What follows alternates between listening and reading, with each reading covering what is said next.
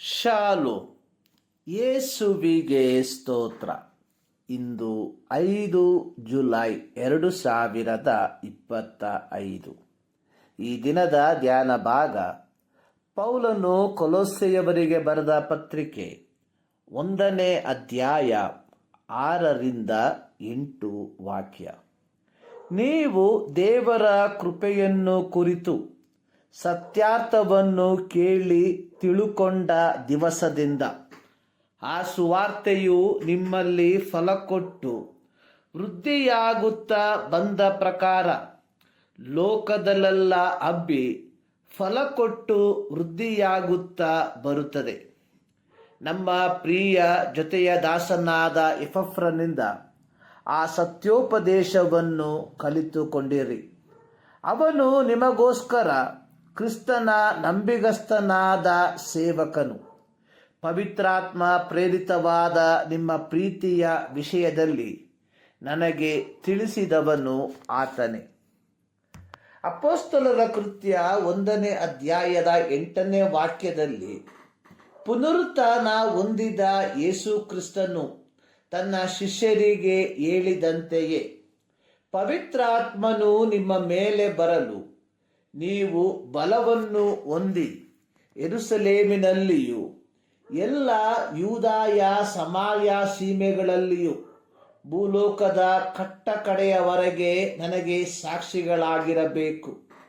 50ಮ ದಿನದಂದು ಆರಂಭವಾದ ಸುವಾರ್ತೆಯ ಪ್ರಸರಣವು ಮೊದಲು ಯೆರೂಸಲೇಮಿನಲ್ಲಿ, ನಂತರ ಸ್ತೆಫನ ಮರಣದ ನಂತರ ಯೆರೂಸಲೇಮಿನಲ್ಲಿದ್ದ ಸಭೆಗೆ ಪ್ರಪ್ರಥಮ ಪೀಡನೆಯು ಪ್ರಾರಂಭವಾದಾಗ ಅಪೊಸ್ತಲರು ಹೊರತಾಗಿ ಎಲ್ಲರೂ ಯೂದಾಯ ಸಮಾರ್ಯ ಸೀಮೆಗಳಿಗೆ ಚದರಿ ಹೋದ ಜನರು ಅಲ್ಲಲ್ಲಿ ಸುವಾರ್ತೆ ವಾಕ್ಯವನ್ನು ಸಾರಿದರು.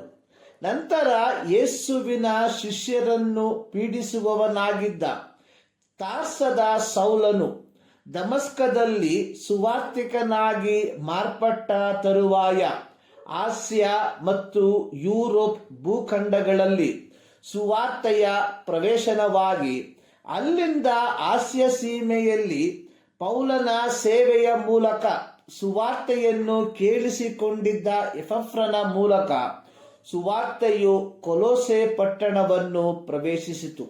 ಎಪಫ್ರನ ಮೂಲಕ ಕೊಲೊಸೆ ಪಟ್ಟಣದ ಜನರು ಕೇಳಿಸಿಕೊಂಡ ಸುವಾರ್ತೆಯ ಸತ್ಯಾರ್ಥವು ಫಲಕೊಟ್ಟು ವೃದ್ಧಿಯಾಗುತ್ತಾ ಬಂದಿತು.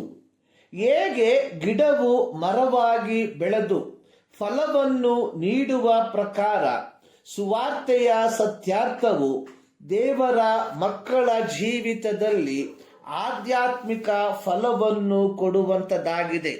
ಗಲಾತ್ಯ ಪತ್ರಿಕೆ 5ನೇ ಅಧ್ಯಾಯದ 22ನೇ ವಾಕ್ಯದಲ್ಲಿ ದೇವರಾತ್ಮನಿಂದ ಉಂಟಾಗುವ ಫಲಗಳ ಕುರಿತಾಗಿ ಬರೆಯಲ್ಪಟ್ಟಿದೆ.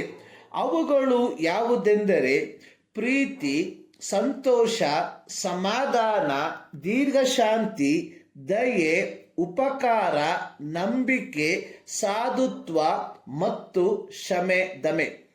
ಎಪಫ್ರನ ಮೂಲಕ ಸುವಾರ್ತೆಯ ಸತ್ಯಾರ್ಥವನ್ನು ಕೇಳಿಸಿಕೊಂಡ ಕೊಲೊಸೆ ಪಟ್ಟಣದ ದೇವಜನರಲ್ಲಿ ದೇವರಾತ್ಮನಿಂದ ಉಂಟಾಗುವ ಫಲಗಳಲ್ಲಿ ಮೊದಲನೆಯ ಫಲವಾದ ಪ್ರೀತಿಯು ತುಂಬಿ ತುಳುಕುತ್ತಿತ್ತು. ಆದುದರಿಂದಲೇ ಪೌಲನು ಇದೇ ಅಧ್ಯಾಯದ 3ನೇ ವಾಕ್ಯದಲ್ಲಿ ಹೇಳಿದ್ದು, ದೇವಜನರ ಮೇಲಿರುವ ನಿಮ್ಮ ಪ್ರೀತಿಯ ವಿಷಯವಾಗಿ ಎಪಫ್ರನಿಂದ ನಾನು ಕೇಳಿ ದೇವರಿಗೆ ಕೃತಜ್ಞತೆಯ ಸ್ತೋತ್ರವನ್ನು ಸಲ್ಲಿಸುತ್ತೇನೆ ಎಂಬುದಾಗಿ. ನಿಜವಾದ ಸುವಾರ್ತೆಯ ಕ್ರಿಯೆ ಅನ್ನುವಂಥದ್ದು ನಂಬಿಕೆಯಲ್ಲಿ ಬೆಳೆದು ಬರುವಂಥದ್ದಾಗಿದೆ. ಸ್ನಾನಿಕನಾದ ಯೋಹಾನನು ತನ್ನ ಬಳಿಗೆ ದೀಕ್ಷಾಸ್ನಾನ ಮಾಡಿಸಿಕೊಳ್ಳುವುದಕ್ಕೆ ಬರುತ್ತಿದ್ದ ಫರಿಸಾಯರಿಗೆ ಸದ್ದುಕಾಯರಿಗೆ ಹೇಳಿದ್ದು, ನಿಮ್ಮ ಮನಸ್ಸು ದೇವರ ಕಡೆಗೆ ತಿರುಗಿತೆಂಬುದನ್ನು ತಕ್ಕ ಫಲದಿಂದ ತೋರಿಸಿರಿ.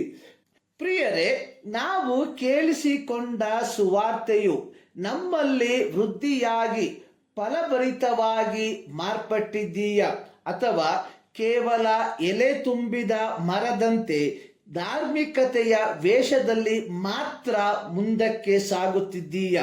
ಈ ಮುಂಜಾನೆಯಲ್ಲಿ ಈ ಮಾತುಗಳ ಮೂಲಕ ದೇವರು ನಿಮ್ಮನ್ನು ಆಶೀರ್ವದಿಸಲಿ.